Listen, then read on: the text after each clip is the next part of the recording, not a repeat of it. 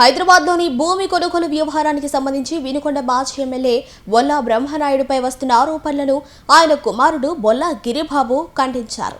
ఈ వ్యవహారంలో బ్రహ్మనాయుడికి ఎలాంటి సంబంధం లేదని స్పష్టం చేశారు. బొల్లా రమేష్ రియల్ ఎస్టేట్ బ్రోకర్ల మాటలు నమ్మి భూమి కొనుగోలు కోసం కేవలం అగ్రిమెంట్ మాత్రమే చేసుకున్నారని, ఆ అగ్రిమెంట్ పూర్తిగా ఆయన పేరు మీదే ఉందని తెలిపారు. అగ్రిమెంట్లో ఎక్కడా బొల్లా బ్రహ్మనాయుడు పేరు లేదని పేర్కొన్నారు. భూమికి సంబంధించిన అన్ని పత్రాలు సక్రమంగా ఉన్నాయనే నిర్ధారణ తర్వాతే కొనుగోలు చేయాలని రమేష్ నిర్ణయించుకున్నారని చెప్పారు. హైదరాబాద్ ల్యాండ్ సంబంధించి ఇటీవల ఎల్లో మీడియా తెలుగుదేశం నాయకులు మా నాన్న బొల్లా బ్రహ్మనాయుడు గారి మీద అసత్య వార్తలు ఆరోపణలను నేను తీవ్రంగా ఖండిస్తా ఉన్నా. మా బంధువైన బొల్లా రమేష్ గారు రియల్ ఎస్టేట్ బ్రోకర్ల మాటలు, రైతుల మాటలు విని ఈ భూమి కొనుగోలు చేయడానికి అగ్రిమెంట్ మాత్రమే రాసుకున్నారు. ఈ అగ్రిమెంట్ బొల్లా రమేష్ గారి పేరు మీదే ఉంది.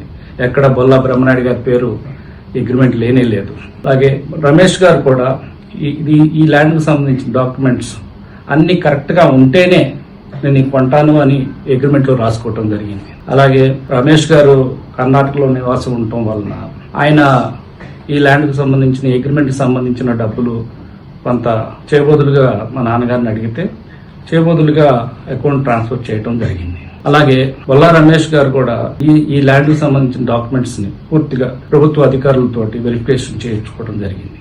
ఈ వెరిఫికేషన్ లో భాగంగానే ఈ ల్యాండ్ కు సంబంధించిన జీవో కరెక్ట్ కాదని, ఫేక్ అని అధికారులు చెప్పడం జరిగింది. అలాగే రైతులు బ్రోకర్ల మీద పోలీస్ కంప్లైంట్ ఇవ్వడం జరిగింది. వాళ్ళని అరెస్ట్ చేయడం జరిగింది. దీనిలో మాకేం సంబంధం ఉందని అడుగుతా ఉన్నా.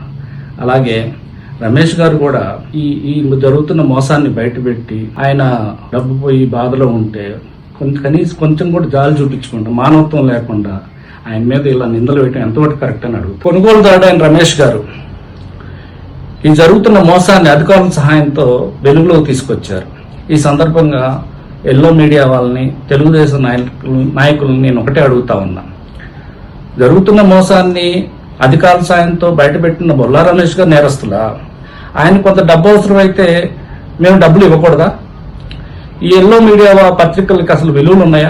వాళ్ళు పేపర్లో టైటిల్ మా పేరు మీద పెడతారు, లోపల మ్యాటర్లో బ్రోకర్లు మోసం చేసే వాళ్ళని వాళ్ళే రాస్తారు. బ్రోకర్లు మోసం చేసే వాళ్ళని మీరే రాశారు కదా.